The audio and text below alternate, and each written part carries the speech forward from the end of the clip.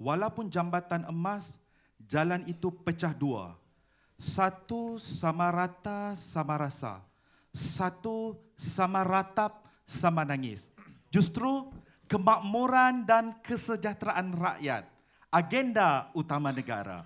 Assalamualaikum warahmatullahi wabarakatuh. Saya ucapkan kepada Tuan Pengerusi Majlis, Barisan Kehakiman, Div-Div Kehormat serta sahabat handai yang saya muliakan. Pada hari ini kita akan menelusuri pidato saya yang bertajuk Kemakmuran dan Kesejahteraan Rakyat, Agenda Utama Negara. Namun sebelum itu, saya akan merungkai hijab pendefinisian, baik secara hurufiah maupun maknawiyah, mengenai tajuk pidato saya hari ini. Secara konseptualnya, saya mentafsirkan kemakmuran dan kesejahteraan rakyat merujuk kepada rancangan Malaysia ke-11 yang telah digagaskan oleh Yang Amat Berhormat Perdana Menteri Datuk Seri Muhammad Najib bin Tun Abdul Razak pada 21 Mei 2015. Bagaimana di dalam rancangan Malaysia ke-11 ini kita telah melihat rangka-rangka yang meletakkan 4 perkara pokok. Pertama, kesiapsiagaan rakyat Malaysia. Bagaimana kita pada hari ini untuk mencapai negara maju 2020. Dan yang kedua, bagaimana rakyat kita pada hari ini bersama-sama meningkatkan produktiviti dan bersifat intelek tinggi. Yang ketiga, bagaimana kita melihat rakyat Malaysia pada hari ini berada dalam kualiti hidup yang selesa dan akhir sekali melaksanakan pertumbuhan hijau untuk pembangunan ekonomi yang mapan dan berdaya saing berdasarkan aras-aras yang tertentu. Justru itu rangkuman mengenai pendefinisian saya, kemakmuran dan kesejahteraan rakyat. Seterusnya, beralih kepada frasa agenda utama negara, saya melihat bahawa pentakrifan ini sebenarnya merujuk kepada alat ataupun tindakan gerak kerja yang dilakukan oleh kerajaan Malaysia kita, iaitu di dalam pelaksanaan Belanjawan 2016. Bagaimana bajet 2016 ini menjadi trajektori pertumbuhan ekonomi untuk mencapai negara maju menjelang 2020. Hadirin dan hadirat, selesai pendefinisian saya pada hari ini, saya lontarkan satu pertanyaan kepada anda semua. Apakah pada hari ini, pada saat saya berdiri ini, kita sebenarnya hanya tinggal 4 tahun setengah untuk mencapai wawasan 2020? Sayugia, saya menyeru anda untuk memahami bagaimana pidato saya hari ini. Yang pertama akan menceritakan bagaimana rancangan Malaysia ke-11 ini dengan teras-teras strategik, dengan pemacu-pemacu perubahan yang telah digariskan yang oleh Yang Amat Berhormat Perdana Menteri, sehingga kita melihat pelaksanaan gerak kerja, langkah-langkah fiskal keuangan yang diberikan kepada rakyat pada hari ini melalui Belanjawan 2016. Sehingga di akhir konsensus pidato saya hari ini, kita akan katakan benar kemakmuran dan kesejahteraan rakyat agenda utama negara. Hadirin dan hadirat, kita lihat bagaimana dalam rancangan Malaysia ke-11 yang bersifat program pembangunan 5 tahun. Pada kali ini merupakan rancangan Malaysia yang terakhir untuk kita mencapai wawasan 2020. Apakah rakyat kita telah bersiap sedia ataupun tidak? Tepuk dada, tanya selera. Seterusnya, kita lihat lagi bagaimana di dalam rancangan Malaysia ke-11 ini kita melihat kepada 6 teras strategik yang telah digariskan oleh Yang Amat Berhormat Perdana Menteri. Yang pertamanya, bagaimana hendak meningkatkan inklusiviti yang saksama. Apa yang dikatakan inklusiviti yang saksama adalah bagaimana perkongsian kekayaan negara pada hari ini, sumber-sumber yang ada pada negara ini dikongsi sama rata. Dengan kaum Melayu, Cina, India, Bumiputera, Sabah dan Sarawak, sehingga mendatangkan keamanan dan kestabilan ekonomi kepada negara. Yang kedua, kita melihat bagaimana usaha kerajaan di dalam idea rancangan Malaysia ke-11 ini untuk meningkatkan kesejahteraan rakyat. Bukan kita tidak sejahtera hari ini, tapi kita mau lebih sejahtera lagi. Kerana pada tahun 2020, kita tidak mahu banyak masalah rakyat yang membelenggu sehingga kita tidak bersedia untuk berada di negara maju. Ketiga, kita lihat lagi bagaimana kita akan membangunkan modal insan. Kerana modal insan ini, adik-adik yang ada pada hari ini adalah generasi dan cucu-cucu cicit kita pada akan datang yang akan mewarisi kejayaan negara. Keempat, kita melihat bagaimana pelaksanaan pembangunan hijau yang bersifat mapan dan berdaya saing. Bagaimana rakyat kita pada hari ini menghargai alam sekitar, membina bangunan, membina infrastruktur yang bersifat hijau dan bermeditasi dengan alam sekitar sehingga alam sekitar akan menghargai kita kerana kita menghargai mereka. Justru yang kelima pula kita melihat bagaimana kita memperkasakan asas pertumbuhan ini dengan melaksanakan program-program bersifat inovasi dan sebagainya. Dan yang akhir sekali, kita akan merekayasa pertumbuhan ekonomi, mempelbagaikan sumber pendapatan rakyat supaya ekonomi kita akan bertumbuh dengan lebih pesat dan rancak. Di akhirnya, di dalam rancangan Malaysia ke-11 ini, bagaimana 6 teras strategik ini dipacu pula oleh 6 teras pemacu perubahan. Bagaimana kita katakan sebagai pemacu adalah mempercepatkan, memangkinkan pertumbuhan itu supaya dapat mencapai sasaran yang telah ditetapkan. Yang pertama, kita akan meningkatkan potensi produktiviti. Bagaimana? Kita akan lihat di dalam penghujahan saya seterusnya. Yang kedua, meningkatkan ataupun menjana inovasi rakyat kita pada hari ini. Supaya dengan adanya inovasi pada hari ini, rakyat kita tidak terlampau bergantung kepada teknologi daripada luar. Dan akhirnya kita mampu untuk berdiri sama tinggi, sama rendah dengan kelompok negara-negara maju. Dan yang ketiga, kita akan meningkatkan taraf pendapatan isi rumah yang berada di bawah paras RM2,500, iaitu kelompok B40. Kenapa ini diletakkan sebagai sasaran yang amat penting dalam rancangan Malaysia ke-11? Kerana rakyat Malaysia pada hari ini, pada saat saya berdiri, sekitar 2.7 juta isi rumah di luar sana yang masih lagi mempunyai pendapatan di bawah RM2,500. Kita tidak mahu kemelut ekonomi 2.7 juta isi rumah ini meningkat pada ketika kita mencapai tahun 2020.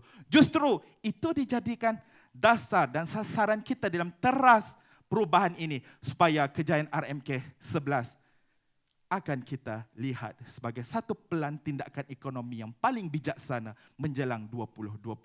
Dan yang keempat, kita melihat lagi di mana rancangan Malaysia ke-11 ini menggariskan pemacunya adalah mentransformasi pendidikan vokasional dan teknikal yang diterajui oleh industri.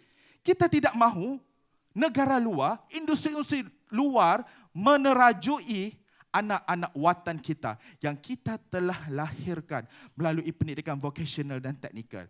Yang kita mahu industri kita pada hari ini, industri tempatan, sama ada yang berteknologi tinggi dan sebagainya, mampu untuk mengguna pakai keluaran pendidikan vokasional dan teknikal supaya kita mampu untuk melaksanakan idea dan agenda negara maju kita. Yang kelima pula, bagaimana kita melihat bahawa pemacu ini juga untuk menggalakkan pertumbuhan hijau.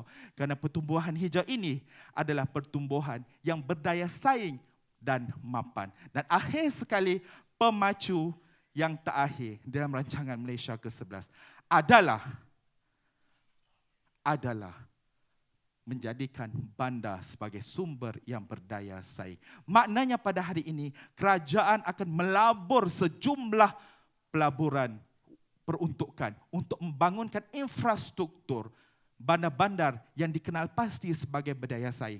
Kerana kita tidak mahu negara kita hanya ada Kuala Lumpur semata-mata, tapi kita mahu bandar-bandar berkembang dengan pesat seantero Malaysia, di Sabah, Sarawak, wilayah Persekutuan Labuan dan semenanjung Malaysia, sama ada di pantai timur, di pantai barat, selatan dan sebagainya. Barulah kita katakan, memang benar rancangan Malaysia ke-11 ini merupakan salah satu platform menunjukkan bahawa kemakmuran dan kesejahteraan rakyat agenda utama negara. Seterusnya beralih kepada penghujahan saya pula mengenai bagaimana bajet 2016 ini menjadi trajektori ataupun menjadi suatu alat untuk melaksanakan RMK ke-11 ini, sehingga kita katakan memang benar bahawa kemakmuran dan kesejahteraan rakyat agenda utama negara. Kita lihat bagaimana bajet 2016 ini peruntukan sekitar 260 bilion telah dipindah kepada 267 bilion seawal tahun 2016. Kenapa? Kerana pada ketika itu ekonomi global yang begitu mencabar bukan hanya di Malaysia tetapi di seluruh dunia, sehingga kita terpaksa meletakkan lebihan peruntukan supaya rakyat kita mampu untuk menghadapi saingan dan cabaran ekonomi global 2016. Justru dengan bajet 267 bilion ini, kalau dipenuhkan duitnya di dalam Dewan yang mulia ini, saya pasti anda semua tidak mampu untuk keluar kerana penuh dan syarat dengan duit 267 bilion ini. Namun, kita lihat bagaimana kerajaan telah membelanjakan duit peruntukan 267 bilion ini melalui pelaksanaan cukai GST, Goods Service Tax ataupun cukai jualan barang dan jualan. Bagaimana kita melihat bahawa GST telah diberikan 0% ataupun pelepasan 0% kepada banyak ribuan barang keperluan asas rakyat Malaysia seperti beras, susu, tepung dan sebagainya. Kita lihat bagaimana GST ini telah diberikan 0% kepada susu keperluan bayi yang berasaskan kacang soya, susu organik dan sebagainya. Bagaimana pelepasan GST ini juga kerajaan telah memberikan kepada ubat-ubatan yang terkawal di bawah kelas A, B, C, D dan sebagainya. Bagaimana pula kita melihat bahawa GST ini juga telah diberikan 0% untuk perkhidmatan klinik, hospital dan sebagainya. Semuanya ini untuk apa? Untuk rakyat kita pada hari ini, untuk kita semua yang berada di dalam Dewan hari ini. Kerana kita percaya pelepasan GST ini akan mampu memberikan kita nafas untuk menghela lega akibat daripada tekanan ekonomi global sama ada di dalam maupun di luar. Seterusnya, kita lihat lagi bagaimana bajet 2016 ini melihat kepada pembangunan modal insan. Kita melihat hampir 90% daripada sekolah vokasional ataupun sekolah teknik telah dinaik taraf menjadi college. Kerana apa? Kerana untuk memberikan pendedahan teknikal dan vocational yang lebih sistematik dan teratur menjelang 2020. Kita lihat lagi bagaimana bantuan RM100 diberikan kepada anak-anak pelajar kita di bawah, di mana isi rumah berpendapatan di bawah RM3,000 mendapat keistimewaan ini. Kita lihat lagi di peringkat prasekolah, sebanyak 44.6 juta diperuntukkan untuk 9,113 kelas prasekolah untuk membangunkan modal insan kita. Kita lihat lagi bagaimana program buku voucher Satu Malaysia kepada anak-anak pelajar kita di IPT. Kita lihat lagi bagaimana 360 juta untuk program latihan khidmat negara yang terdapat lebih kurang 20,000 pelatih untuk membangunkan infrastruktur, memberikan modul pembelajaran yang lebih baik dan bersifat mapan. Kita lihat lagi bagaimana MARA, Majlis Amanah Rakyat Malaysia telah memperuntukkan 3.7 bilion untuk 72,000 pelajar kita melanjutkan pelajaran di peringkat tinggi dan sebagainya. Seterusnya, kita lihat lagi dalam usaha untuk menambahkan pendapatan, dalam usaha untuk menambahkan sumber pendapatan rakyat kita, kerajaan melalui tabung ekonomi usahawan tekun telah memperuntukkan 600 juta, jumlah yang cukup besar untuk usahawan kita.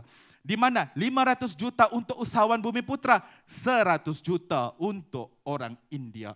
Seterusnya kita lihat lagi bagaimana RM50 juta telah disediakan oleh SME Bank untuk membantu usahawan kecil India. Kita lihat lagi bagaimana tambahan 200 juta dana yang sedia ada untuk Amanah Ikhtiar Malaysia bagi kemudahan pembiayaan mikro kepada isi rumah B40, di mana mereka mereka ini yang mempunyai pendapatan RM2,500. Seterusnya, dengan segala penghujahan yang telah saya tunjukkan melalui bajet 2016, kita melihat bagaimana kerajaan juga telah memperkenalkan pelan-pelan pembangunan di mana melihat bahawa rumah sebagai keperluan asas, kita lihat sahaja bagaimana berbilion ringgit telah diperuntukkan untuk pembangunan perumahan. Dan akhir sekali, kita lihat bagaimana bantuan rakyat satu Malaysia, di mana bantuan ini sedikit sebanyak melegakan usaha ataupun kehidupan rakyat jelata pada hari ini.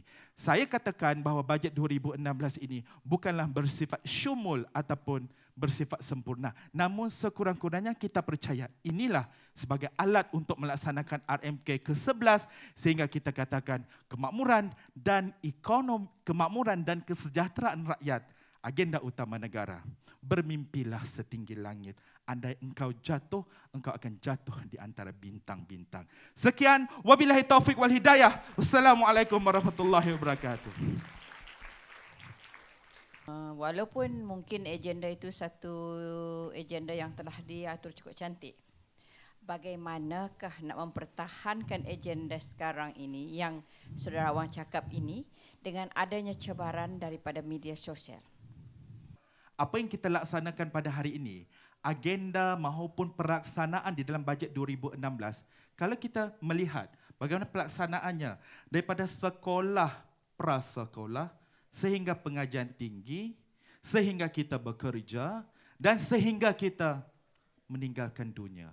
Bagaimana saya katakan kita meninggalkan dunia pun kita mendapat manfaat daripada bajet 2016 melalui skim khairat kematian. RM1,000 bagi pendapatan bagi pewaris penerima BRIM, mereka mampu untuk mereka boleh untuk mengumpulkan memohon skim khairat kematian ini.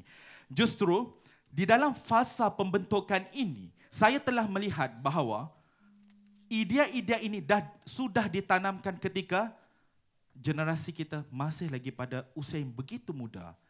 Bagaimana kita tidak mampu untuk mempertahankan rancangan Malaysia ke-11 ini dan belanjawan-belanjawan tahunan untuk menuju tahun 2020?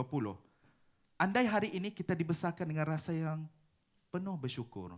Kalau kita tidak bersyukur, diberi pun duit segunung tinggi, setinggi langit, kita tetap akan menjadi Qarun. Justru bagi saya, pada hari ini adalah pendidikan, pembangunan modal insan kita dengan menerapkan unsur-unsur agenda RMK ke-11 ini. Saya yakin dan percaya, anda ini, saya, anda dan anda mampu untuk mempertahankan agenda kerajaan. Kerana saya percaya kemakmuran dan kesejahteraan agenda utama rakyat kerana kerajaan hari ini adalah kerajaan yang bersifat prihatin dan mementingkan janji-janji yang telah ditaburkan, bukan janji yang dicapati. Sekian, terima kasih.